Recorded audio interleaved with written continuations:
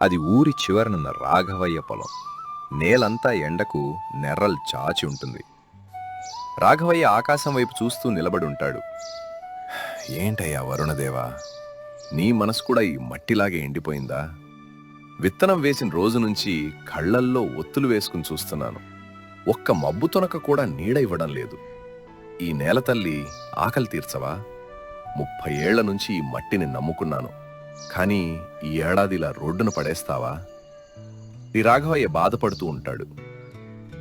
అప్పుడే అక్కడికి రాఘవయ్య భార్య లక్ష్మి గొడుగు పట్టుకుని మంచినీళ్ల బిందెతో పొలానికి వస్తుంది.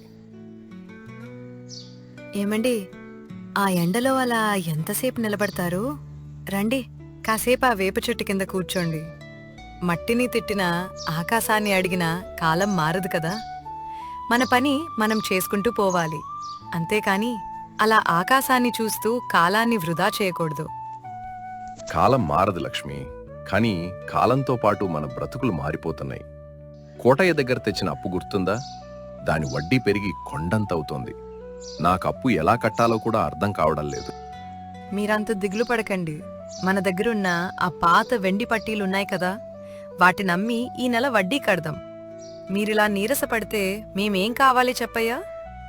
అసలే నీ ఆరోగ్యం అంతంత మాత్రమే. వద్దు లక్ష్మి, ఇప్పటికే నీ నగలన్నీ తాకట్లో ఉన్నాయి. ఇక మిగిలింది మన కాయ కష్టమే. ఈ నేల తల్లి మనల్ని మోసం చేయదు. ఏదో ఒక దారి దొరుకుతుంది అని నా నమ్మకం.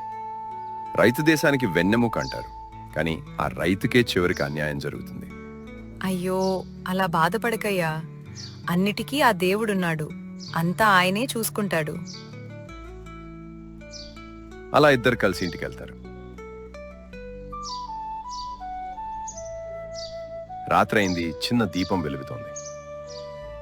ఏమండి, రేపు కోటయ్య గారు వస్తానని చెప్పారు కదా, 25,000 అడుగుతున్నారు. ఏం చేద్దాం? నాకేమో కాళ్ళు చేతులు ఆడ్డం లేదు. నాకేం అర్థం కావడం లేదు లక్ష్మి. ఎవరిని అడిగినా మా దగ్గరే లేవంటున్నారు. ఊడంతా కరువు ఉంది. మన ఒక్కరిదే సమస్య కాదు కదా లక్ష్మి. నిజమేనయ్యా, ఈసారి వర్షం పడకపోతే మన పిల్లల చదువు ఆగిపోతుందేమో అని భయంగా ఉంది. పెద్దవాడు కాలేజ్ ఫీజు కట్టాలని అడుగుతున్నాడు. వాడు చదువుకోవాలి లక్ష్మి. వాడు మనలా రైతై కష్టపడకూడదు. కానీ ఇప్పుడు నా దగ్గర రూపాయి కూడా లేదు. ఆ భూమి ఒక్కటే మన ఆస్తి. అది కూడా పోతే మనం ఎక్కడికి పోవాలి? అదే ఆలోచిస్తున్నా అని అంటాడు. అలా రాఘవయ్య, లక్ష్మి ఆ రాత్రంతా బాల్పడుతూ ఉంటారు. ఉదయం అయింది. రాఘవయ్య ఇంటి ముందుకి కోటయ్య తన మనుషులతో వస్తాడు. ఏయ్ రాఘవయ్య, ఎంతకాలమని నీ మొహం చాటేస్తావు? నీ పొలం ఎండిపోయిందని సాకులు చెప్తున్నావట. వర్షం రాకపోతే నాకేంటి? నేను నీకు డబ్బుచ్చింది దాన్ని అధర్మాలు చేయడానికి కాదు. బయటికి రా ముందు, ఇవాళ్ల తాడో పేలో తేలిపోవాలి అని అంటాడు. రాఘవయ్య భయపడుతూ బయటకొస్తాడు. అయ్యా కోటయ్య గారు, కొంచెం కనికరించండి. మన ఊరు చెరువు అడుగున పడిపోయింది. ఊరంతా కరువు ఉంది. ఈ ఒక్కసారికి నాకు కాస్త సమయం ఇవ్వండి. వాన పడగానే పంట వేసి మీ పైసా పైసా తీరుస్తాను. రాఘవయ్య, నీకు సమయం ఇచ్చి ఇచ్చి నా దగ్గరున్న కాగితాలన్నీ నిండిపోయాయి. చూడు రాఘవయ్య, రేపు సాయంత్రం లోపు కనీసం 25,000 రూపాయలు నా చేతిలో ఉండాలి. లేకపోతే ఈ ఇల్లు నా మనుషులు స్వాధీనం చేసుకుంటారు. ముందే చెప్తున్నా. అయ్యా, అంత మాట అనకండి. మాకున్నది ఒక్క ఇల్లే. మా పిల్లల మీద దయ చూపండి. ఓయమ్మా, మా షావుకారు గారు చెబితే అది శాసనం. రేపు సాయంత్రం లోపు డబ్బు సిద్ధం చేసుకో, లేకపోతే మీ సామాన్లు వీధిలో పడతాయి. అలా అక్కడి నుంచి వెళ్ళిపోతారు వాళ్ళు. రాత్రైంది. రాఘవయ్య ఇంటి ముందు కూర్చునున్నాడు. అప్పుడే అక్కడికి సోమన్న వస్తాడు. రాఘవయ్య, కోటయ్య చాలా ప్రమాదకరమైన మనిషి. వాడు అన్న మాట తప్పడు. వాడు నీ ఇంటిని, పొలాన్ని లాక్కోవాలని ఎప్పటినుంచో పథకం వేస్తున్నాడు. నువ్వైతే జాగ్రత్త మరి. నాకు తెలుసు సోమన్న, కానీ నా దగ్గర పైస లేదు. ఎవరిని అడిగినా సాయం చేసే స్థితిలో లేరు. ఇప్పుడు నేనేం చేయాలి? నాకేం అర్థం కావడం లేదు. రాఘవయ్య, ఒక మార్గం ఉంది. మన ఊరి అవతల పెద్ద కొండవాగు ఉంది కదా, అక్కడ అడుగున ఊటనీరు పడుతుందని మా తాత చెప్పేవాడు. మన ఊరంతా కలిసి ఆ వాగు నుంచి మన పొలాల వరకు కలవ తవ్వితే ఖచ్చితంగా నీరు వస్తుంది. అది చాలా దూరం సోమన్న. పైగా అది రాతి నేల, మనం ఒక్కరం చేయలేం. అందుకే ఊరందర్నీ కలవాలి. రేపు తెల్లవారగానే రచ్చబండ దగ్గర ఈ విషయం అందరికీ చెబుదాం. ఎవరికి వారు కష్టపడటం కంటే అందరూ కలిసి ఒకే పని చేస్తే నీరు వస్తుంది. నీ ఆలోచన బావుంది. అదే పని చేద్దాం సోమన్న. ఇప్పటికీ నాకున్న ఏకైక మార్గం అదే కదా. అలా సోమన్న అక్కడి నుంచి వెళ్ళిపోతాడు. ఆ రోజు గడిచిపోయింది. ఉదయం అయింది. ఊరు మధ్యలో ఉన్న పెద్ద చెట్టు కింద గ్రామస్తులందరూ చేరుంటాడు. పెద్దలారా, సోదరులారా, మన ఊర్లో కరువు ఎలా ఉందో మీకు తెలుసు. కోటయ్య లాంటి వాళ్ళు మన భూములను లాక్కోవాలని చూస్తున్నారు. మనం ఇలాగే కూర్చుంటే రేపు మన ఇల్లు కూడా మనవు కావు.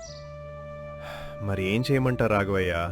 ఆకాశం కరుణించదు, భూమిలో నీరు లేదు, ఇంక మన స్థితి ఇంతే. అయ్యో, నర్సయ్య కొండవాగులో నీరుంది. మనమందరం కలిసి పారలు పట్టి కాలువ తవ్వితే మన పొలాలకు నీరు వస్తుంది. ఇది మన ఊరి కోసం మనం చేయాల్సిన పని. అది సాధ్యం కాదు రాఘవయ్య. అంత దూరం తవ్వాలంటే 100 మంది కావాలి. మనకా ఓపిక ఎక్కడిది? ఓపిక లేకపోతే ఆకలితో చావాల్సిందే. రాఘవయ్య అన్నది నిజం. రేపు మనం పని మొదలు పెడదాం. ఎవరికి ఆసక్తి ఉంటే వాళ్ళు రండి. మరుసటి రోజైంది. రాఘవయ్య, సోమన్న మరికొందరు పారలతో తవ్వుతుంటారు. అబ్బా, ఈ నేల చాలా గట్టిగా ఉంది సోమన్న. గడ్డపారలు కూడా మొద్దుబారిపోతున్నాయి. ఆగకు రాఘవయ్య, మనం మొదలు పెట్టాం, పూర్తి చేయాల్సిందే. ఎంత కష్టమైనా సరే మనం చేసి తీరాల్సిందే. ఏరా రాఘవయ్య, నిజంగానే మొదలు పెట్టారా? సరే, నేను కూడా వస్తాను. నా పొలం కూడా ఎండిపోయింది. రా నర్సయ్య, నలుగురు కలిస్తేనే పని సులభమవుతుంది అని అంటాడు. అలా ఒక్కొక్కరుగా వస్తూ ఉంటారు. అందరూ కలిసి ఆడుతూ పాడుతూ పనిచేసుకుంటూ ఉండగా అప్పుడే అక్కడికి కోటయ్య తన మనుషులతో వచ్చి పని ఆపుతాడు. ఏయ్, ఇక్కడేం చేస్తున్నారు? ఈ భూమి ప్రభుత్వానిదే, మీరిలా తవ్వడానికి వీల్లేదు. ఏ రాఘవయ్య, ఇదంతా నీ పనే కదా? కోటయ్య గారు, మన ఊరు కోసమే కదా, మనకి నీరుకు కావాలనే కదా ఇలా చేస్తున్నాం. ఇందులో మీకేం నష్టం జరగడం లేదు కదా. రాఘవయ్య, నష్టం లేదు కాని ఇదంతా వృధా ప్రయాస. రేపు సాయంత్రం నా డబ్బు ఇవ్వకపోతే నువ్వు జైలుకు వెళ్తావు. ముందు ఈ తవ్వకాలు ఆపి డబ్బు సంపాదించుకో. కోటయ్య గారు, మీరు అడ్డు తగలకండి. జనం తలుచుకుంటే ఏదైనా చేస్తారు. ఇక కోటయ్య చేసేది ఏమీ లేక అక్కడి నుండి వెళ్ళిపోతాడు. అలా సమయం మధ్యాహ్నమైంది. లక్ష్మి మరికొందరు మహిళలు కలిసి గంజి తీసుకుని వస్తారు. ఏమండి, కాసేపు ఆపండి. అందరూ ఇలా రండి, వచ్చి ఈ గంజి తాగండి. లక్ష్మి, ఈ ఎండలో నువ్వెందుకు ఇక్కడికి వచ్చావు? మీరు ఊరి కోసం ఇంత కష్టపడుతుంటే మేమింట్లో ఎలా ఉంటామయ్యా? మధ్యాహ్నం నుంచి మేం కూడా మట్టి మోస్తాం. ఆడవాళ్లమందరం మాట్లాడుకునే వచ్చాము. దయచేసి మీరు మాకు అడ్డు చెప్పకండి. రాఘవయ్య, మహిళల శక్తి తోడైతే ఈ కాల్వ రేపటికల్లా పూర్తవుతుంది. సరేలే లక్ష్మి, ఇంతమంది మీకు మద్దతు పలికాక నేను కాదంటానా? సరే, ముందు అందరం తిందాం, ఆ తర్వాత మళ్ళీ పని మొదలు పెడదాం అని అంటాడు. అలా అందరూ తిని మళ్ళీ పని మొదలు పెడతారు.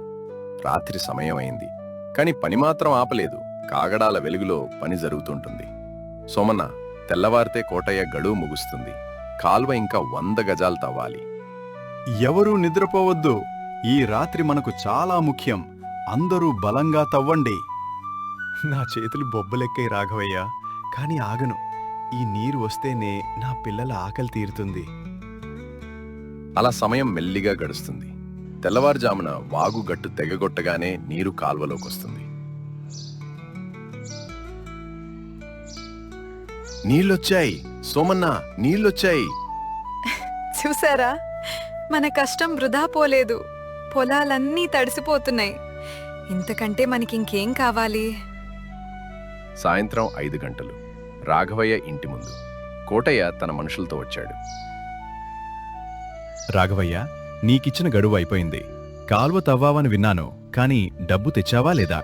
అయ్యా, నీళ్ళొచ్చాయి. పంట వేసి మీ డబ్బు తీరుస్తాను. కొంచెం కనికరించండి. కనికరం నా నిఘంటువులో లేదా? రే, సామాన్లు బయట పారేయండి.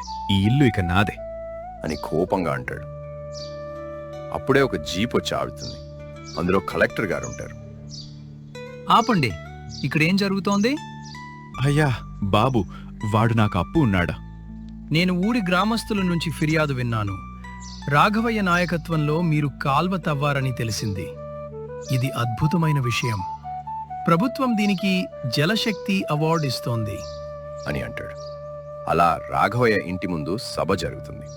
రాఘవయ్య గారు, మీరు చేసిన ఈ శ్రమకు గాను ప్రభుత్వం మీకు 2 లక్షల రూపాయల నగదు బహుమతి ఇస్తోంది. అలాగే ఈ కాల్వను ప్రభుత్వం సిమెంటు కాల్వగా మారుస్తుంది. 2 లక్షలా? అయ్యా, ఇది నిజమేనా? అవును, ఇదిగోండి చెక్కు. కోటయ్య గారు, ఇదిగోండి మీ డబ్బు. నా ఇల్లు, పొలం పత్రాలు నాకిచ్చేయండి. ఇకపై రైతుల కష్టంతో మీరు వ్యాపారం చేయలేరు అని అంటాడు. అలా ఊరి చెరువు దగ్గర నీరు నిండుగా ఉంది. రాఘవయ్య, నీ వల్ల ఈరోజు ఊరంతా సంతోషంగా ఉంది.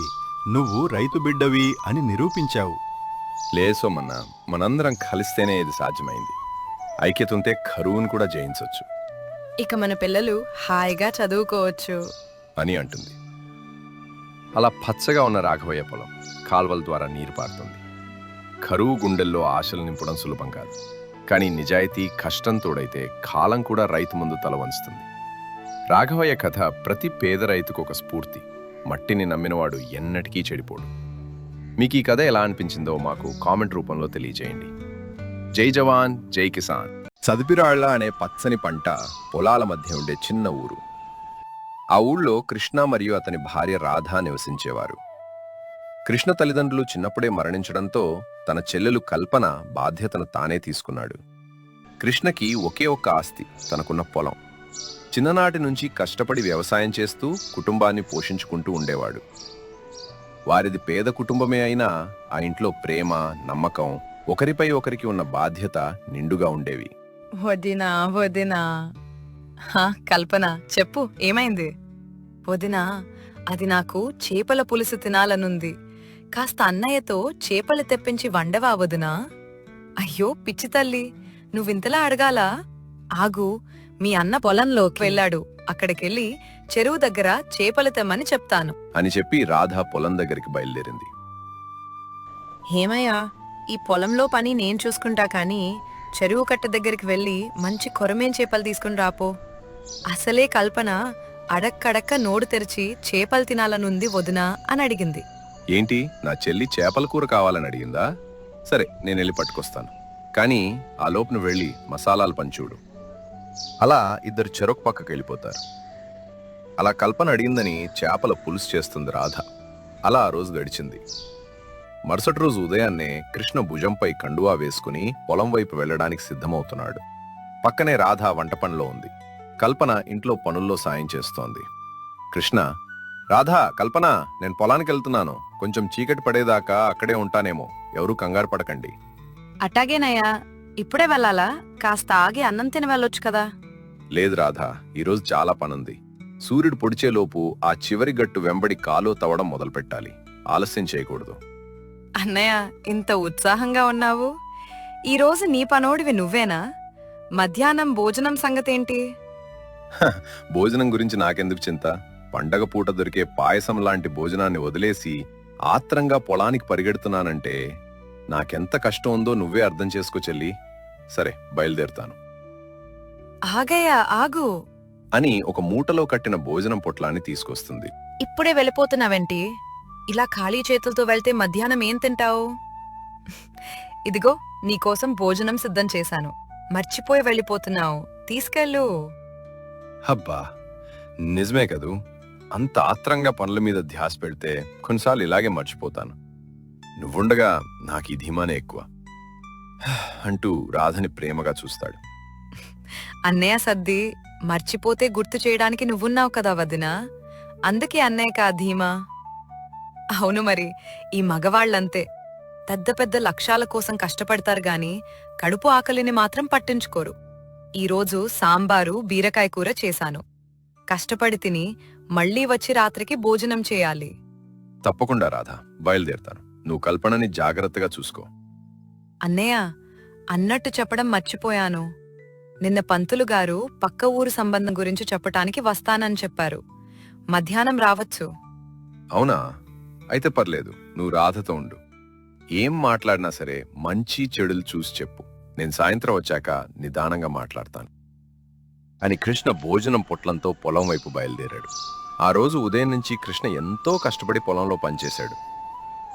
కాని అనుకోకుండా పొలం గట్టు పక్కనున్న చిన్న కొండ చర్య నుంచి పెద్ద పెద్ద రాళ్లు విరిగి పొలం కాలువలో పడ్డాయి.